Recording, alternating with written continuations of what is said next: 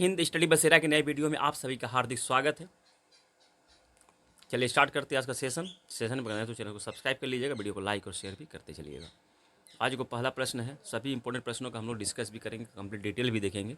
तो सिमलीपाल काय चटनी किस चीज़ से बनती है? चटनी है किस चीज़ से बनती है जिसका नाम है सिमलीपाल काय चटनी? ऑप्शन ए इमली, ऑप्शन बी लाल चीटी, ऑप्शन सी धनिया, ऑप्शन डी मूली। इस प्रकार सही जवाब हो जाएगा ऑप्शन बी, लाल चीटी से चटनी बनती है। आप लोग अजीब लग रहा होगा लेकिन ये हकीकत है। चीटी से, ये चीटी कौन सी चीटी होती है? लाल चीटी कौन सी चीटी होती है इसके बारे में हम समझेंगे।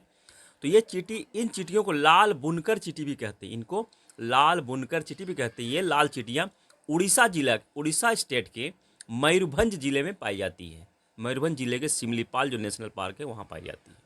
ये चीटियाँ पेड़ों पर घोंसला बनाकर रहती है। कौन कौन से पेड़? अधिकतर पेड़ों में देखेंगे आप लोग तो आम, साल, कटहल के पेड़ों पर जो पत्तों के घोंसले के रूप में बना लेती है चिड़िया, उसमें जो लाल चिड़िया पाई जाती हैं उन चिड़ियों को। और ये चिड़िया अधिकतर पाई जाती है जो चिड़िया मयूरभंज में, उड़ीसा के मयूरभंज में पाई जाती है, उनसे ये चटनी बनाई जाती है।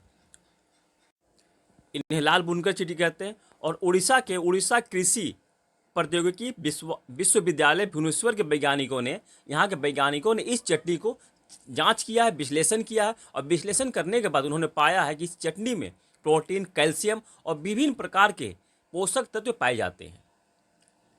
और इसे वहाँ के जो लोकल लोग हैं इस चटनी को बेचकर, इस लाल चीटी की चटनी को बेचकर अपना जीविका उपार्जन करते हैं, जीविका चलाते हैं। और इसी चटनी को GI टैग मिला है, इस वर्ष GI टैग मिला है लाल बुनकर चटनी को। ये इंपॉर्टेंट बन जाता है, उड़ीसा से बिलोंग करता है ये।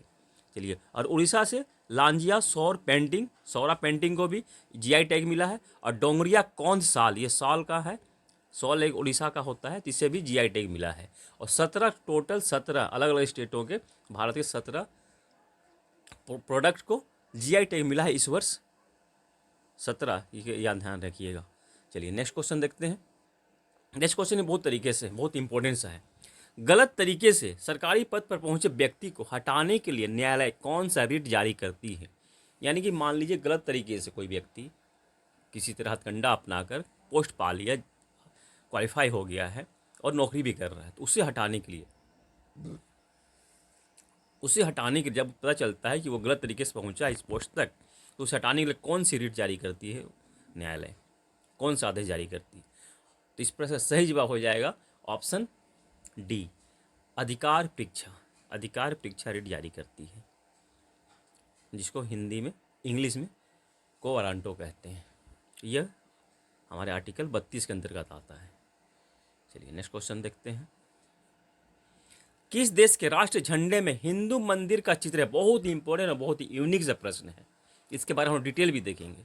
Option A Cambodia, option B Thailand, option C Nepal, option D Sri Lanka. तो इस प्रकार सही जवाब हो जाएगा ऑप्शन ए, कंबोडिया देश के राष्ट्रीय झंडे में मंदिर का चित्र है, जो कि हिंदू मंदिर का चित्र है। अभी वह हिंदू बौद्ध मंदिर बन गया है। और मज़े की बात यह है कि कंबोडिया कंट्री में एक भी हिंदू नहीं है, फिर भी वहाँ के राष्ट्रीय झंडे में हिंदू मंदिर का चित्र है। ये मज़े की बात तो ये है। और कंबोडिया झंडे में कौन से मंदिर का चित्र है? तो अंकोर वाट मंदिर का चित्र है, जो कि दुनिया का सबसे बड़ा मंदिर घोषित है। जो अंकोर वाट मंदिर कहाँ है? तो अंकोर शहर, कंबोडिया के अंकोर शहर में स्थित है। अंकोर वाट मंदिर किसका मंदिर है, ये प्रश्न बनता है। तो अंकोर वाट मंदिर भगवान विष्णु को समर्पित है, और यह दुनिया का सबसे बड़ा मंदिर है और अंकोर शहर में है। और अंकोर शहर का पुराना नाम क्या था, यह प्रश्न बन सकता है, KBC के लिए तो बहुत इंपॉर्टेंट है। तो अंकोर शहर का पुराना नाम यशोधरपुर था, यशोधरपुर, यहाँ लिखा हुआ देख लीजिए, यशोधरपुर था पुराना नाम। और इस मंदिर का निर्माण किसने किया था? तो इस मंदिर का निर्माण सूर्यवर्मन द्वितीय ने करवाया था। सूर्यवर्मन द्वितीय के शासनकाल में इस मंदिर का निर्माण हुआ था। यहाँ तो हम लोग डिटेल देख लिया है। चैनल को अब तक आपने सब्सक्राइब नहीं किया तो सब्सक्राइब जरूर कर लीजिएगा, और बेल आइकन को भी क्लिक करना मत भूलिएगा। और राजधानी अंकोर, कंबोडिया की राजधानी क्या है? तो कंबोडिया की राजधानी नामप्रे है। चलिए इंपॉर्टेंट प्रश्न देख लिया हम लोगों ने, KBC के लिए बहुत ही इंपॉर्टेंट प्रश्न ये। चलिए नेक्स्ट क्वेश्चन, ये SSC और KBC दोनों के लिए इंपॉर्टेंट है। पौधों में सूर्य प्रकाश का अवशोषण किसके द्वारा किया जाता है? इसके बारे में हम पूरा डिटेल देख समझेंगे, एक एक क्वेश्चन यहाँ से क्या क्या बन सकता है कंप्लीट देखेंगे। चलिए वीडियो को लाइक जरूर कर दीजिएगा, अब तक आपने लाइक नहीं किया है तो जरूर लाइक कर दीजिए। तो प्रकाश संश्लेषण, जो सूर्य प्रकाश हम लोग जानते हैं कि प्रकाश संश्लेषण की क्रिया, जिसे इंग्लिश में फोटोसिंथेसिस प्रोसेस कहते हैं, वो सूर्य का प्रकाश, वाटर और कार्बन डाइऑक्साइड इन तीनों के मिलने से बनती है।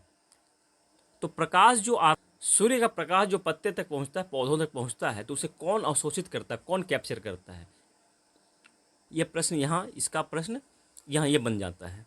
ऑप्शन है xylem, option B chlorophyll, option C phloem, option D mitochondria. तो इस प्रकार सही जवाब हो जाएगा ऑप्शन बी, क्लोरोफिल।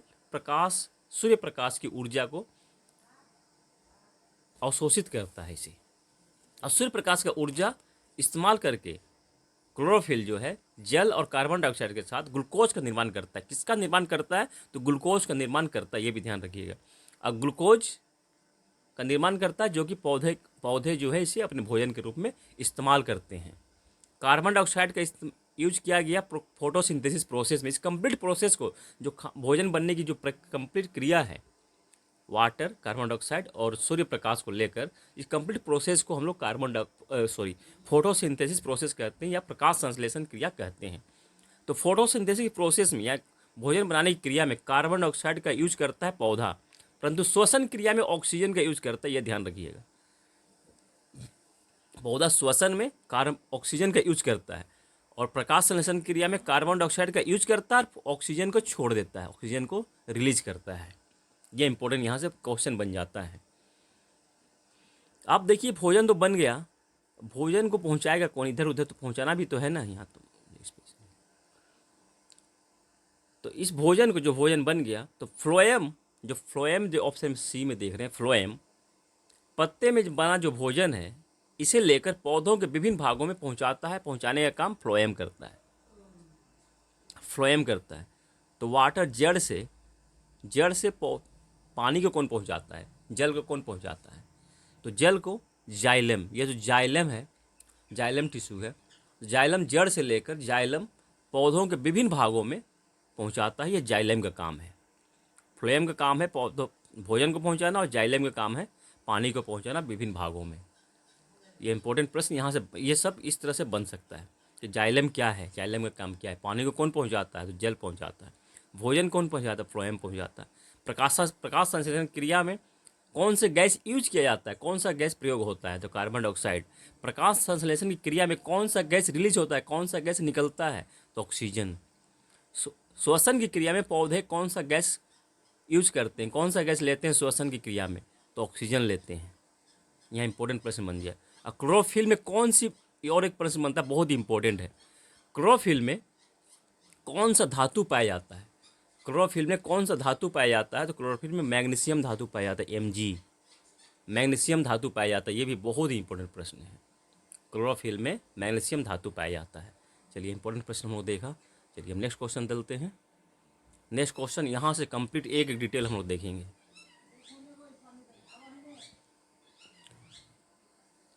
(2024) में होने वाला ICC पुरुष T20 विश्व कप का कौन सा संस्करण, यानी कि कौन सा रैंक का है, तो option A 9, option B 10, option C 11, option D 17। तो इस पर सही जवाब हो जाएगा ऑप्शन ए, 9 रैंक का है 2024 में जो होने वाला है T20 वर्ल्ड कप, जिसका आयोजन कहाँ होगा, 2024 का आयोजन T20 वर्ल्ड कप का, तो अमेरिका और वेस्ट इंडीज़ में संयुक्त रूप से दोनों ही देशों में होगा। तो ये 9th रैंक का है। अब तक 8 संस्करण हो चुके हैं।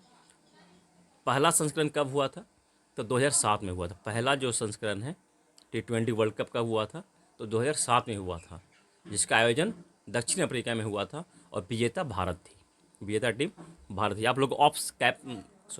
आप लोग कमेंट में ये बताइएगा कि उप विजेता टीम कौन थी। भारत ने 2007 में पहले T20 वर्ल्ड कप में किसे हराया था। चलिए थोड़ा डिटेल देख लेते हैं इसके बारे, और कौन कौन सा कब हो रहा है। तो 2024 में T20 वर्ल्ड कप है, USA और वेस्ट इंडीज़ में हो रहा है।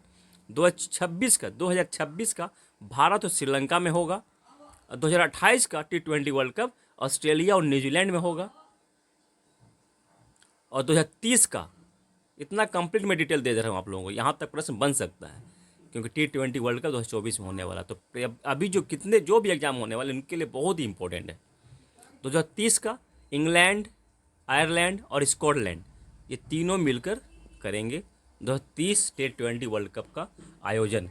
और थोड़ा डिटेल समझ लेते हैं यहाँ पे क्या एक प्रश्न बन सकता है। मेरे दिमाग में जो प्रश्न बनने की उम्मीद है उसको मैंने यहाँ लाया है, मैंने यहाँ लाने की कोशिश की, आप लोगों को बताने की कोशिश की है। अभी तो 9th रैंक का है, तो 8वां संस्करण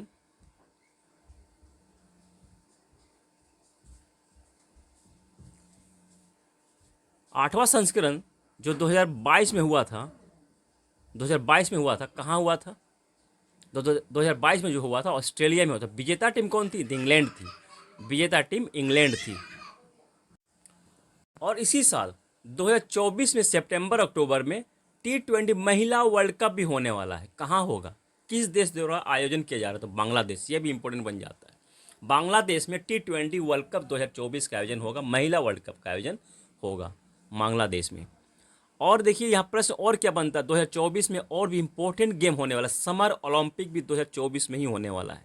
कहाँ आयोजन किया गया इसका? 2024 का आयोजन पेरिस में किया गया है। 2024 का आयोजन ये कौन सा रैंक का है? 33वां समर ओलंपिक है, ग्रीष्मकालीन ओलंपिक पेरिस में, फ्रांस की राजधानी पेरिस में आयोजन किया जा रहा है। और 3 बार, यह प्रश्न और क्या बन सकता है, तो 3 बार ओलंपिक को आयोजन करने वाला पहला शहर कौन सा है? पहला शहर, देश की बात नहीं की जा रही है, ध्यान दीजिएगा पॉइंट पे, क्वेश्चन पे, लाइन पे, मेरे सेंटेंस पे ध्यान दीजिएगा। 3 बार ओलंपिक को आयोजन करने वाला पहला शहर कौन सा है? तो प्रश्न सही जवाब हो जाता है लंदन। लंदन अब तक का पहला शहर है जिसने कि ओलंपिक को 3 बार आयोजित किया। कब कब? 1908, 1948 और 2012 में। 2012 में 3 बार एक ही शहर में, लंदन के एक ही शहर में आयोजित हुआ है। उसी तरह से अगर 2024 में आयोजन हो जाता है तो दूसरा स्थान बन जाएगा पेरिस का, जो कि एक ही शहर में आयोजित करने वाला, लंदन के बाद दूसरा शहर बन जाएगा पेरिस। 3 बार ओलंपिक आयोजन करने वाला, समर ओलंपिक आयोजित करने वाला बन जाएगा। और बहुत इंपॉर्टेंट पॉइंट यहाँ देख लीजिए, 1924 और 2024 कितने साल का डिफरेंस है? 100 ईयर्स का। 100 साल बाद पेरिस में आयोजन हो रहा है 2024 में, इसलिए बहुत ही इंपॉर्टेंट बन जाता है इस साल का ओलंपिक। किसी भी कम्पिटिटिव एग्जाम के लिए बहुत ही इंपॉर्टेंट बन जाता है। 100 साल बाद, कितने साल बाद? 100 साल बाद आयोजन हो रहा है। और 1900 में पेरिस में ही, ये इंपॉर्टेंट और क्यों बनता है पेरिस का ओलंपिक, कि 1900 में ही जो आयोजन हुआ था, दूसरा ओलंपिक था ये, दूसरा ओलंपिक जो पेरिस में आयोजित हुआ था 1900 में ही, पहली बार 1900 में जो इसका आयोजन पेरिस में हुआ था, इसी ओलंपिक में पहली बार क्रिकेट को शामिल किया गया था। पहली बार क्रिकेट को शामिल कौन से ओलंपिक में किया गया था? पेरिस ओलंपिक में, जिसका आयोजन 1900 ईस्वी में हुआ था। तो सबसे ज़्यादा आयोजित करने वाला शहर तो बन गया लंदन। तो सबसे ज़्यादा ओलंपिक आयोजित करने वाला देश कौन सा है? ये भी प्रश्न बन सकता है। तो इसका सही जवाब हो जाएगा USA, यानी कि अमेरिका। टोटल 4 बार आयोजित अभी तक हो चुका है। आगे मैं बताने जा रहा हूँ, ये फर्स्ट रैंक पे ही रहेगा अभी तक, कुछ सालों तक ये फर्स्ट रैंक पे ही रहेगा। लाया हूँ क्या? नहीं लाया, लिख देता हूँ मैं यहाँ।